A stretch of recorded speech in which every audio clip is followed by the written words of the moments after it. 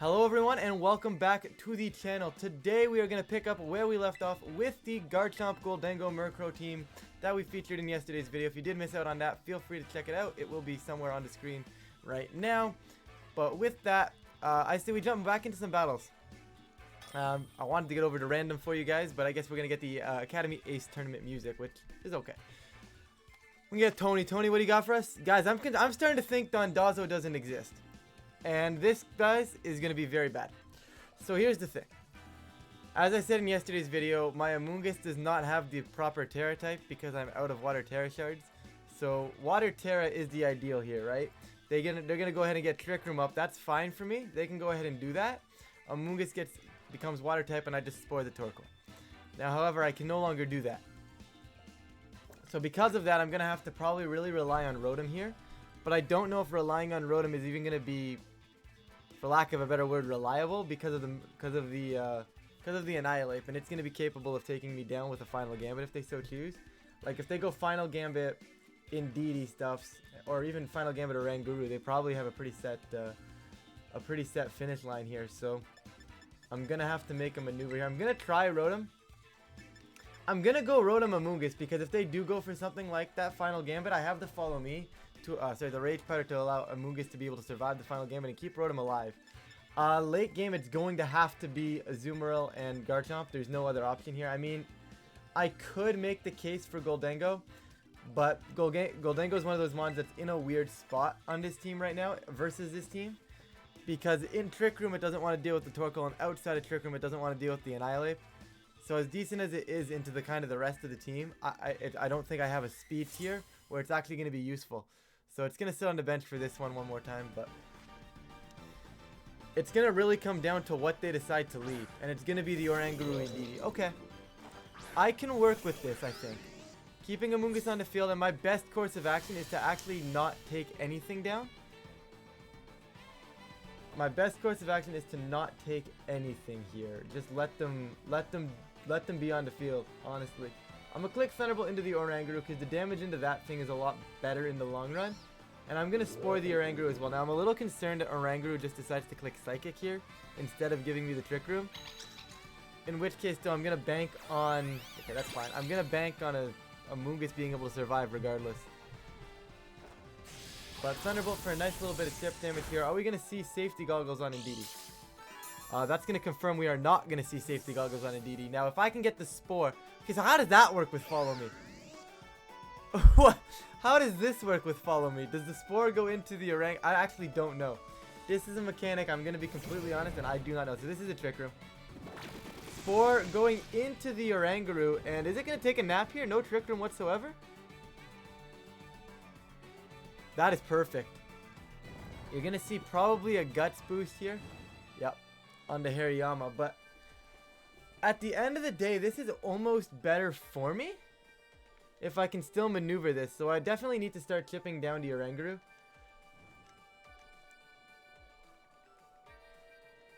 Yeah, I could see some sort of fake out because Amoonguss right now isn't really in an optimal spot. I'm actually going to swap Amoonguss into Azumarill. If Hariyama has anything for Amoonguss, it's going to be something like Fire Punch or Ice Punch. And with that, Azumarill will be able to tank both, so I'm not really overly concerned there. And I need to chip Oranguru down so that I can potentially get... Perfect. I can potentially get the kill on Oranguru sooner rather than later. They could also just wake up right here and we could be in trouble, but I'm really banking on the sleep. Oh yeah, that ate that for breakfast. Oranguru does remain fast asleep.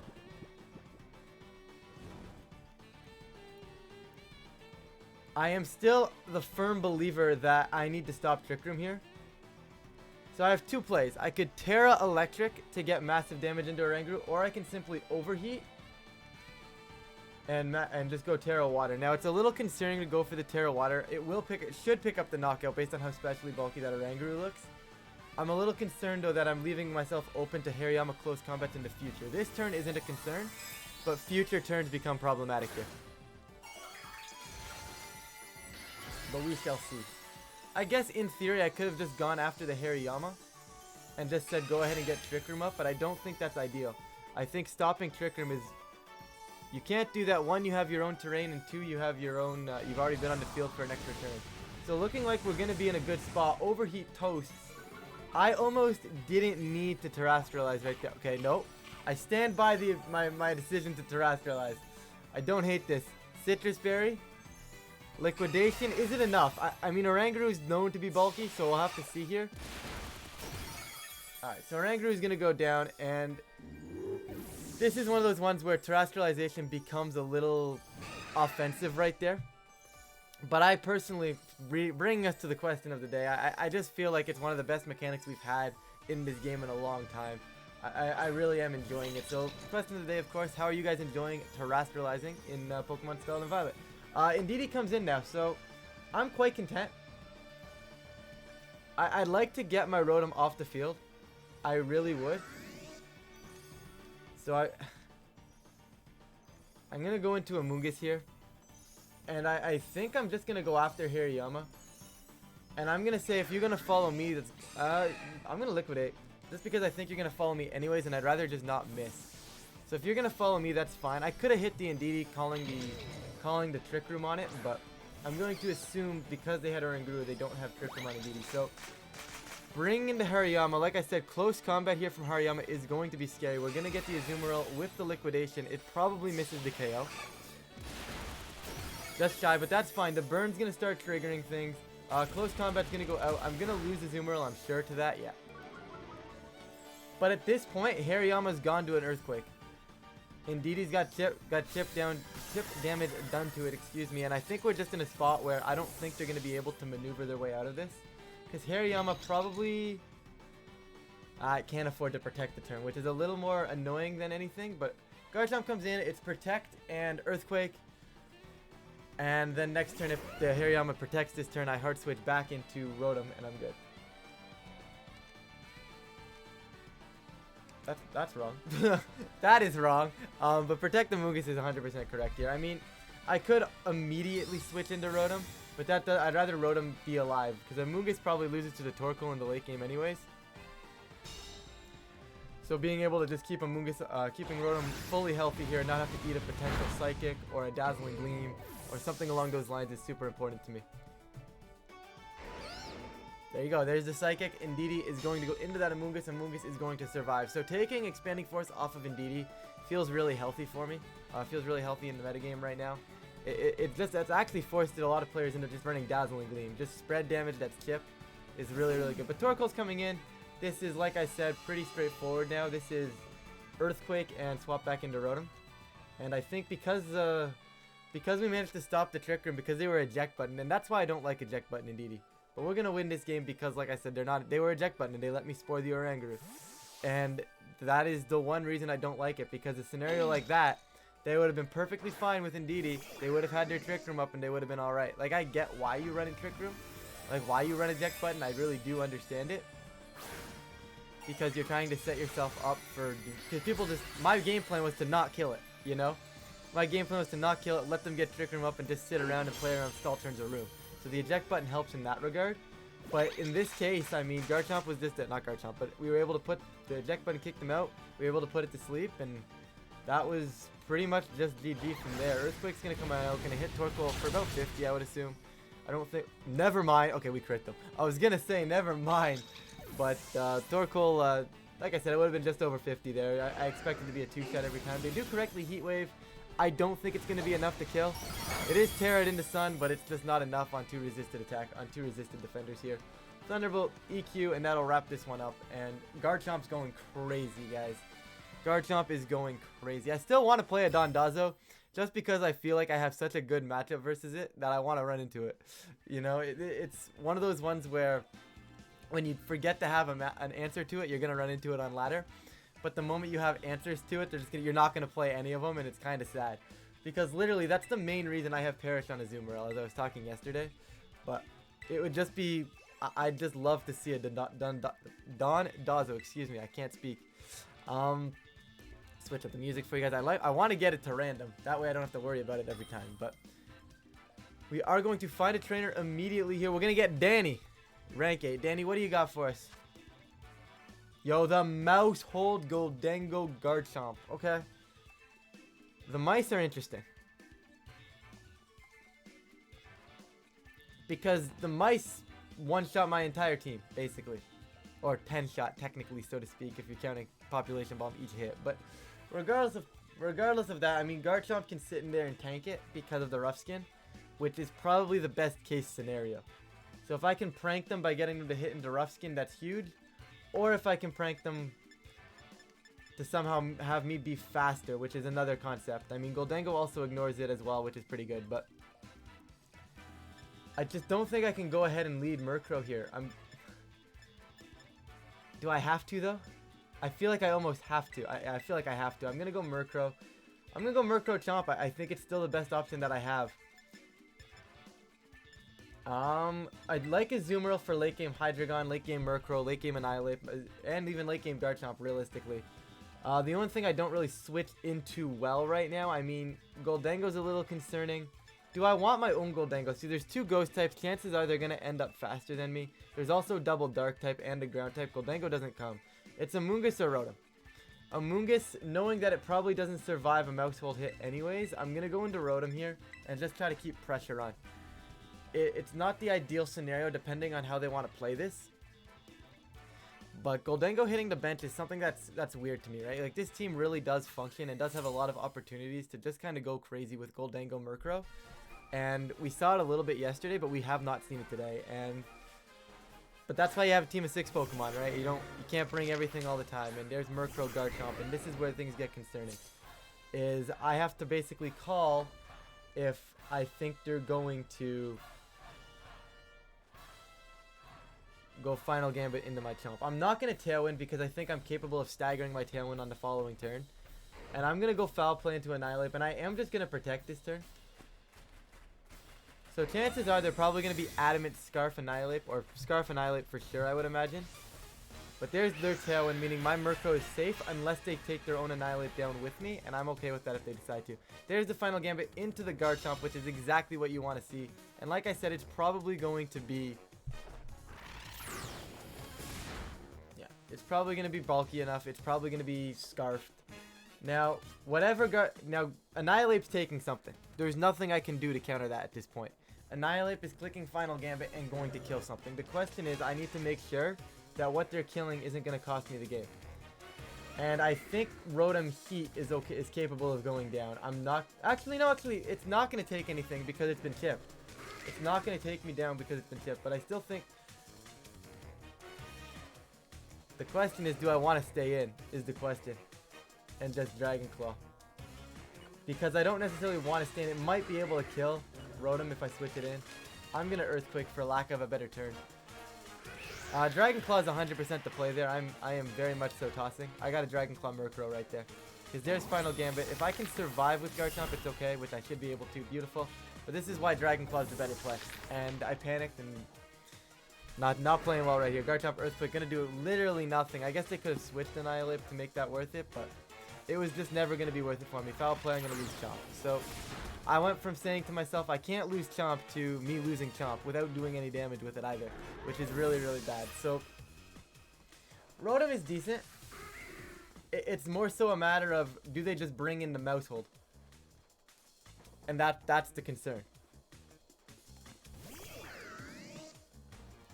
But they're going to bring in Hydreigon here, which is really nice for me, because what I can do is you've got to consider the fact that they're probably more scared of Rotom than they are of Murkrow. So I should be capable to click Snarl and protect my Rotom for the time being so that I don't get Draco Meteor to death. And Snarl isn't a real tech on Murkrow, right? No one really sees Snarl Murkrow. So it's one of those ones where I don't expect them to expect it. So they should be going after Rotom here. Yeah, beautiful. So they do go after Rotom with the Draco Meteor there. Murkrow's going to what? Go Tail... I don't know what I guess a Foul Play into Rotom is probably still their best bet. We do crit the Hydreigon, which is really nice, and I would still think Foul Play, maybe break my Murkrow Sash. I could see them attempting to break a Sash, but we're going to see Foul Play, and it's actually going to go into Rotom as well, so we're getting a lot of value right now out of that turn. That was really, really big. Okay, so we've got the Snarl off. I could sit here and say that Rotom is probably just going to survive, which I'm really tempted to do. I'm going to Snarl again, and I'm going to click Thunderbolt. And the Thunderbolt's going to go into Murkrow. And my attempt right here is to make something... yeah, that's fine. My attempt right here is to make sure that we kill this, and then we can set up a potential Perish endgame. Snarl's going to come out one more time.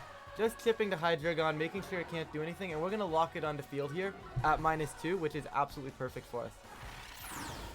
Foul Play is going to come out, not going to touch Rotom here. And Rotom's going to drop a nice little Thunderbolt. Should be killing Murkrow from that range, and it will. Beautiful. Okay. No complaints here. This is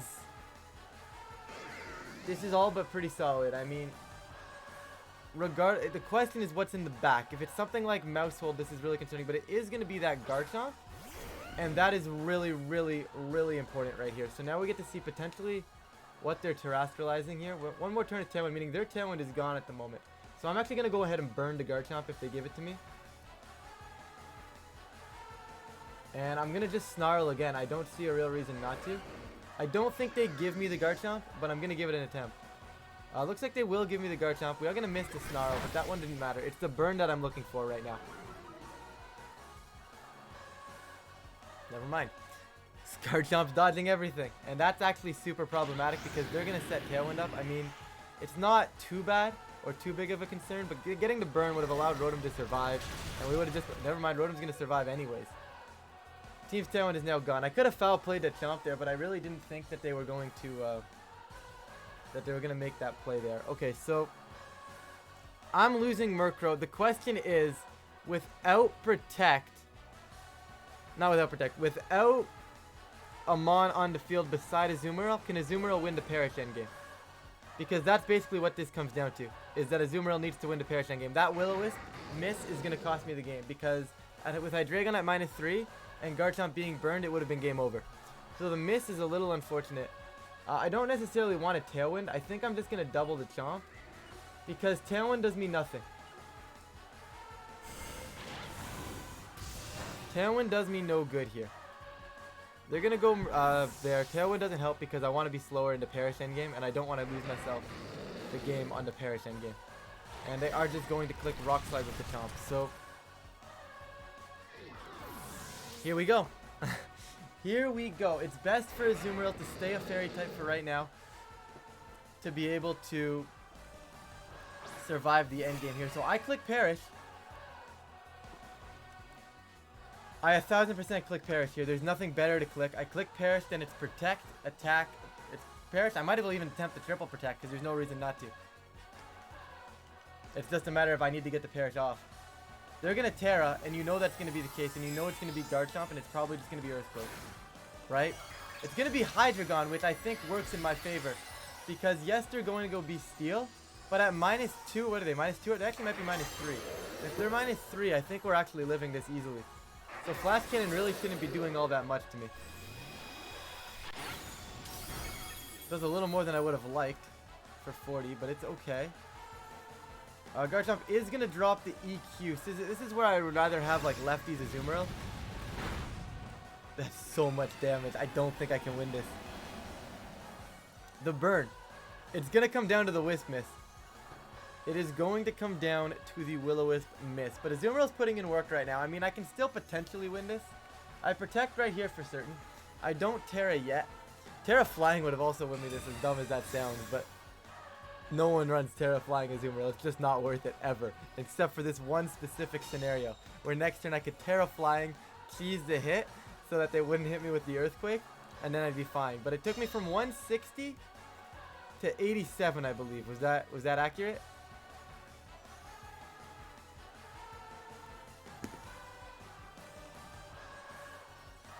If it took me from 160 to 87, technically speaking, going Terra to 78.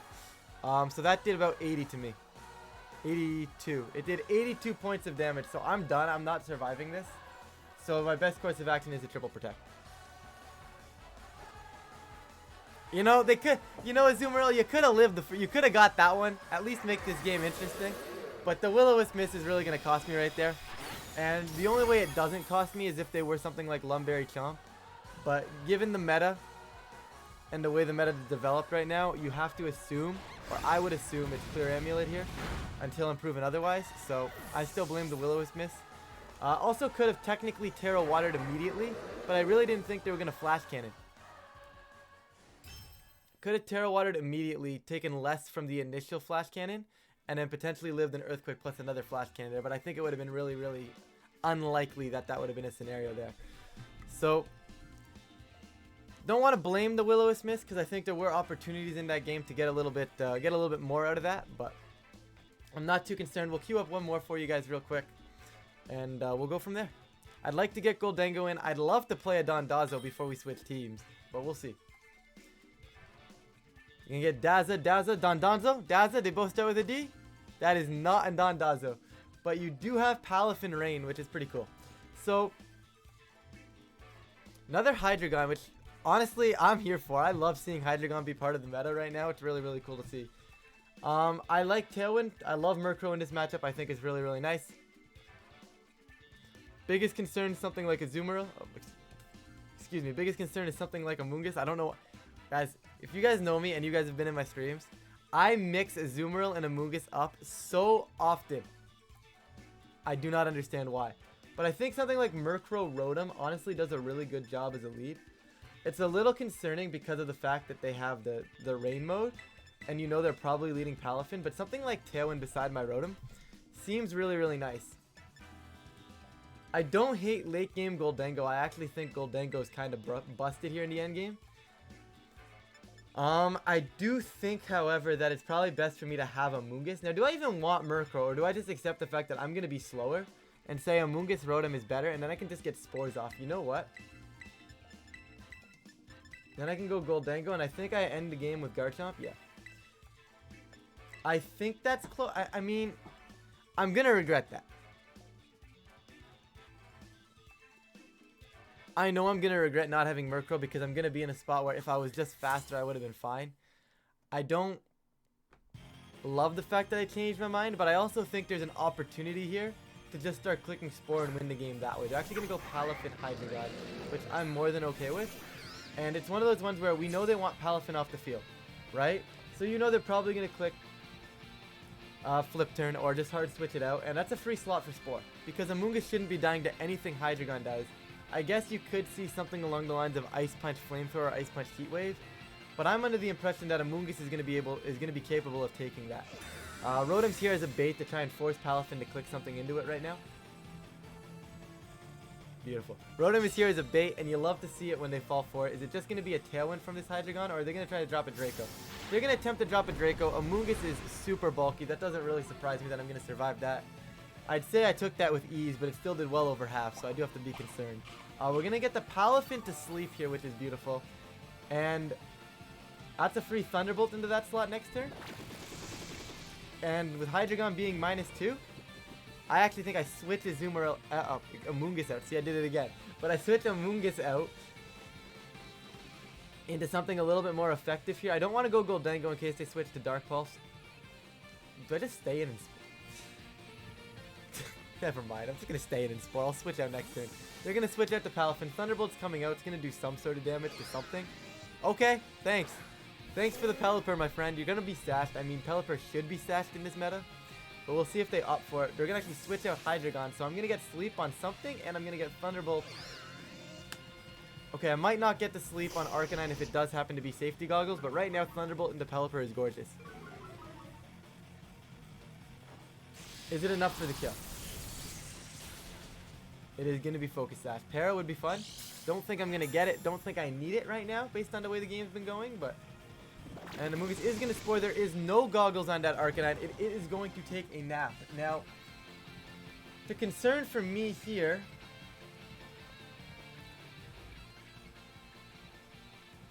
Let me lock. I'll explain my thought process in a minute. It might be wrong, but... Okay, so my thought process here, I don't want to have to call the fact that is it going to be a Hydro Pump? Is it going to be a Hurricane? So what I'm going to do is I'm going to protect the Amoonguss to keep it around and bring my Garchomp in. Because Garchomp should be able to survive the water attack. And then the following turn, I'll be faster than Pelipper for the kill. I don't think Pelipper wants to click something like Tailwind in a position like this. Because at that point, it's just going to get put to sleep. And I don't think... Never mind. Never mind. I know nothing about this game. You can ignore me. So they got the Tailwind up. I mean, Arcanine is asleep. I'm going to get the Dragon Claw. I do want to kill Pelipper. And I am going to bring Rotom in. Rotom is a little less needed than Amoonguss right now. Especially with Pelipper already down to Sash. Knowing what they have in the back as well. Amoonguss is super important. I don't want to lose that. Garchomp should be able to take any sort of water move that Pelipper throws at it. Despite the rain, Pelipper doesn't have the best of special attack stats. So Garchomp should be able to tank, given that the water move will be neutral. The only concern is if they wake up with Arcanine and double into Garchomp, given the fact that they're now faster. But right now, I'd say we're in a pretty good spot, and it's just a matter of how they want to consider playing out of this. They do still have their Palafin that's in hero form. It's still asleep as well. Guaranteed a turn of sleep when it comes back in as well, which is very, very nice. So, like I said, Amoonguss clicking Spore is never not good, right? So, Arcanine is going to wake up. You're going to see E-Speed. Oh, it's going to be Flare Blitz into what was my Amoonguss. And Rotom's going to tank that for breakfast. Hydro Pump? Or are they going to go all in on Amoonguss? Absolutely beautiful. So we've been getting switches correct. We've been making turns proper. We do get confused, but I'm okay with that because Rotom was in here just to tank that hit. Like I said, I didn't need Rotom anymore. So the fact that I still have Rotom on the field is really, really nice. So let's see.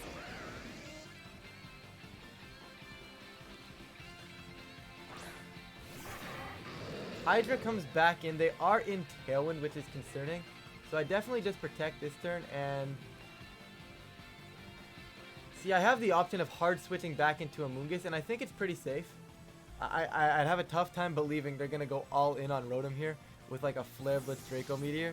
I could see the Draco going into that slot, but I don't think they're going to double me. I think they have to be concerned of Chomp right now. I really do. They are going to Terra. Is it going to be a Terra Steel play? What are we going to see? It is going to be Terra Steel. So it looks like they might actually be going after Rotom here. And they're using Terra Steel so that Garchomp can't touch it. Which is completely fair. It's probably one of the best plays they could have made. So we'll see. But that opens the end game up for me here, depending on how they play this. But it is going to be the Draco into the Garchomp. I don't know. See, at that point, you're Terra Steel, right? Once you Terra Steel, you realize Garchomp can't touch them. And they need to commit to that.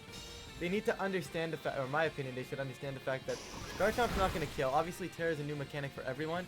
But in that opinion, I do think hitting the Rotom slot there with like something like a Dark Pulse is the better play. Now, maybe they weren't scared of Rotom because of the confusion, which is another fair point. But then there's no point, then there's no reason to change to Steel, right? Like, I think you only Terra to Steel that turn. You don't need to reveal that because you're killing Garchomp there, right?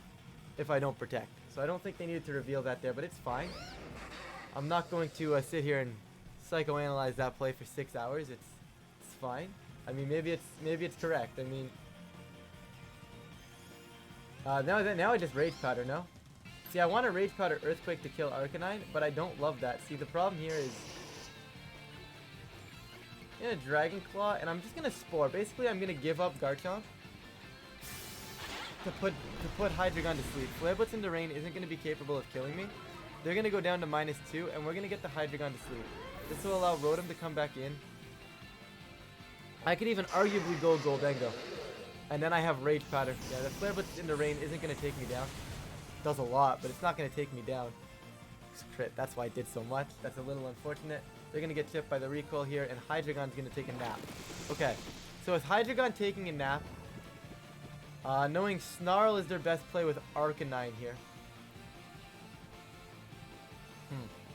Their Tailwind is gone, so do I go straight into Gholdengo? I feel like I have no choice. The concern, however, becomes the fact that I can't really set Gholdengo endgame up and beat the Palafin, right? I could Terra Steel. I could protect Spore, but that costs me the game if they go Snarl.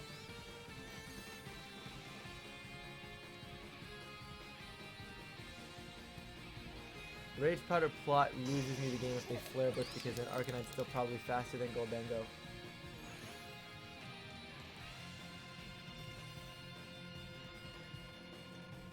I'm going to call the fact that they're going to expect the Rage Powder. I'm going to Rage Powder Nasty Plot, and I'm going to try to catch the Snarl here. They're going to switch out Hydreigon, maybe looking to burn a turn of Sleep here. Not going to work this turn, but next turn they should be very safe to do so. I'm a little concerned as to what Arcanine goes for. Like I said, if they Snarl, it's fine because we're gonna go back to +1 or at +2 even, depending on if they do Snarl. We're gonna dodge. Amoonguss with the dodge is fine. Gholdengo tanks, and it's unfortunate that Amoonguss is gonna dodge that because of the fact that now we get Nasty Plot up. that I could have clicked Spore. Right, that was an easy call. I should have just clicked Spore into Arcanine right there. I definitely just Rage Powder Shadow Ball Arcanine though, right? I don't see an issue with that. Because they should Snarl again, in my opinion. Palafin is guaranteed to turn asleep. It's a question of, are they going to get aggressive here with a Flare Blitz, which I really think they need to do. But they're going to correctly Snarl again, which is fine. Amoonguss is going to survive it. Gholdengo also on the field once more. Hopefully neutral Shadow Ball is enough to take down Arcanine. It's not the best on the special defensive side, unless it's like super bulky. Just shy. Okay.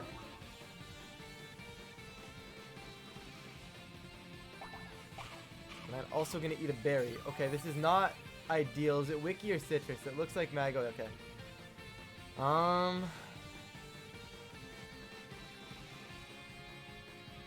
Yeah, tossing Garchomp was not the play. Tossing Garchomp was not the play. Shadow Ball into Arcanine again. I have to get the kill there, and I'm going to try and go hard into Rotom. And at this point, it's basically saying I need Palafin to remain asleep. I'm going to need the 3-turn sleep, or at least a 2-turn sleep, to be able to pull this back. Sacking Rotom is scary here if Palafin wakes up. Palafin does remain asleep. Are we going to see a Snarl? Or are they going to commit the Flare Blitz to kill Gholdengo? It is going to be the Snarl. Gholdengo's going to survive it. Now, can Gholdengo get the kill is the question. Because if Gholdengo can get the kill, I think we're okay. Okay, that's good.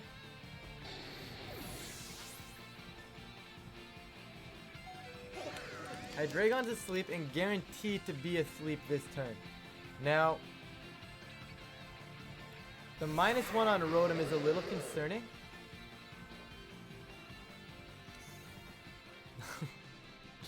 The only thing I know for certain is Amoonguss comes in for Gholdengo here. And then the question is, do I just overheat into Hydreigon? Or do I try to protect to give myself extra turns? If protecting is wrong if they remain asleep. So I'm not going to protect it. I'm going to overheat the Hydreigon. And see if I can get that damage off.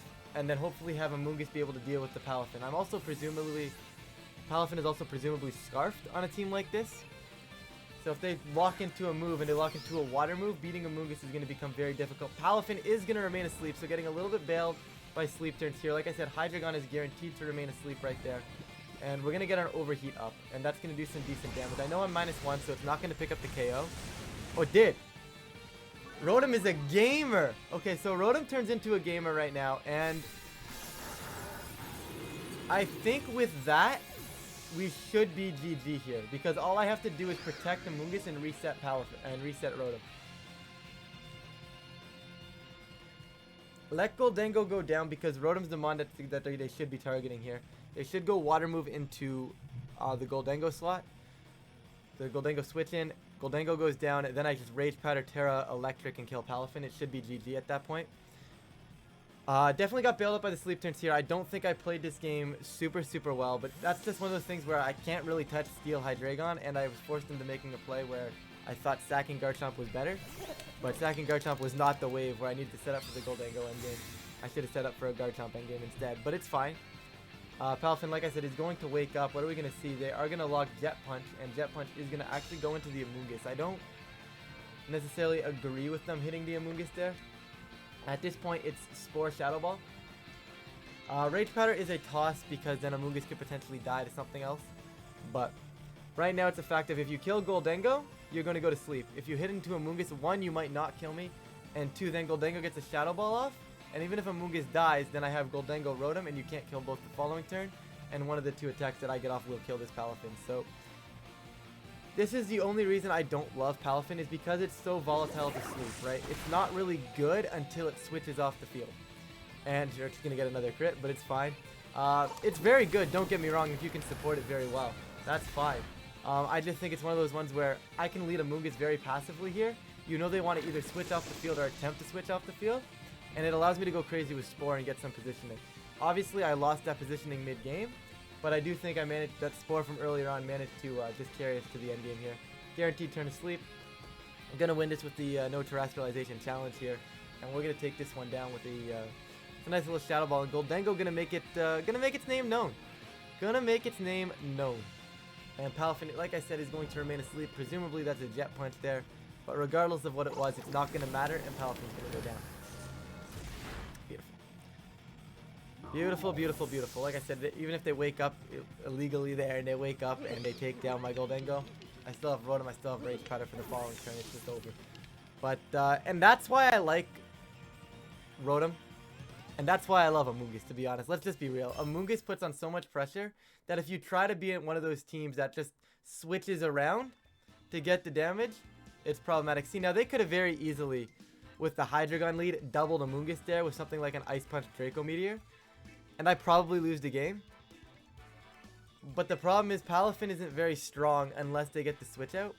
And because of that, I felt comfortable that Amoonguss should be capable of taking that. Obviously, it would have been super close, but we do manage to snag the W there with the 3-turn sleep, so I'm not going to complain. With that, guys, I'm going to stop rambling. If you do enjoy the video, feel free to leave a like and subscribe. It really does help out the channel. And with that, I'll stop rambling now, and I will catch you guys in a future video.